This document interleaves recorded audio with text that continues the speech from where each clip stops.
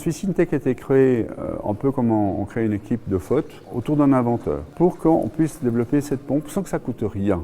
Puis une fois qu'on a eu un truc qui fonctionnait, on a passé en société anonyme, puis maintenant on va refaire une augmentation de capital avec des industriels puisque pour l'année prochaine on parle de 1500 pompes.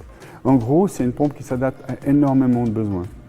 Du fait qu'on peut changer de piston, on peut soit pomper l'eau sur peu de hauteur avec un gros débit, soit mettre un plus petit piston comme ici pour monter l'eau jusqu'à 150 mètres de hauteur, ce qui est beaucoup. Elle commence à travailler à 20 watts, ce qui est aussi une particularité de cette pompe.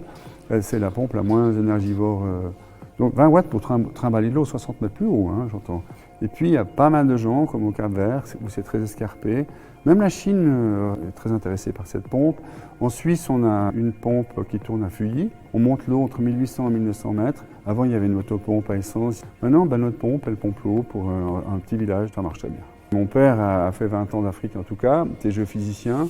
Donc un jour il m'a dit, mais moi j'ai fait forer la planète en diamètre 60 mm. Il faudrait que tu trouves une pompe qui va là-dedans parce qu'on voit qu'à 30 ou 40 mètres, la plupart du temps, il y a la flotte. Donc pour valoriser ça, il faudrait une pompe qui va dans le trou et puis qui valorise les petits débits. Maintenant on voit qu'il y a un tas d'autres applications à cette pompe. Parce qu'on peut changer le piston facilement, parce qu'on peut monter en pression élevée, parce que c'est très simple d'utilisation. Donc il y a une foultitude d'utilisations pour cette pompe qui finalement ressemble à un carton à chapeau.